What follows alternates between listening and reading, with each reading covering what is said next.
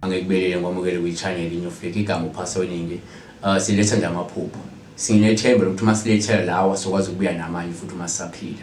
Sibonga kubona bonke abantu ababukela i-channel nabayilandelayo. Ngadinwa nganza kwethu ningaphela amandla, ningaphela umoya, uNkulunkulu enibusise. So besikhuluma namhlanje ngamaphupho athinta ingwe. Ingwe isilwane nganza kwethu isikhumba sayo sasingaqokwa abafokazana, sasingaqokwa abantukazana, sasiqokwa abantu abaqafile okungaba yingonyama noma inkosi ethile noma nginduna. Kodwa nakhona futhi bekuba ngeyilinganiso ngoba kwakubheka ukuthi hayi makusi kuyisikhumba esigcwele siphelele hayi singaqokwa ingonyama mhlawumbe masukafusi mhlawumbe singaqokwa yini. Kodwa yona yayisho istatus esithile kumuntu, yayiba uphawu lwestatus esithile uma umuntu eyiqokile leyo ngwe noma isikhumba sengwe, yabo. Ingwe isilwane esihle kakhulu, isilwane esithandekayo, isilwane esesabekayo futhi isilwane esinolaka, isilwane esinejubane bakwethu. Isilwane futhi lesi sikwazi ukuthi simele la imoya yamadlozi phakathi kwezinye zezinto. Idlozi elinamandla lingavela njengophawu lwengwe.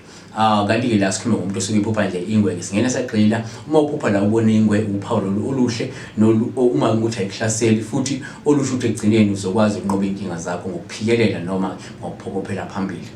Uma uphupha la ingwe ingalu bese ithoba uphawu lolu olusuke libika ukuthi unamandla, umuntu ohlonishwayo, umuntu oqavile noma umbethwe amandla edlozi elinobukhosi. Uma uphupha uhlaselwa ke yingwe uphawu losuke liqwesa ngomuntu okwakhela uzungu efuna ukukulimaza noma umuntu osondele nawe ongakufiseli okuhle. Kanti uma uphupha ingwe igijima iza kuwe ngezivinini uphawu luyisixwayiso nolusuke lusho ukuthi uzohlaselwa umuntu oyisitha kuwena. Kanti uma uphupha ingwe ethukile uphawu nolubi futhi olukhomba ukuthi isithunzi sakho singase sitekeleke phansi futhi kungaphinde kusho ukuthi uzokwaliwa noma ke izivumelwano esithinta umsebenzi noma ibhizinisi singase simiswe ungazelelwe. Kanti uma uphupha la uzwa ukubhonga kwengwe futhi bese kukwethusa noma kukumangaza noma kukushaqisa, lokhu kungaba ke uphawu olubi olusuke libika ukuthi ungase wena uzwe izindaba ezimbi maduze.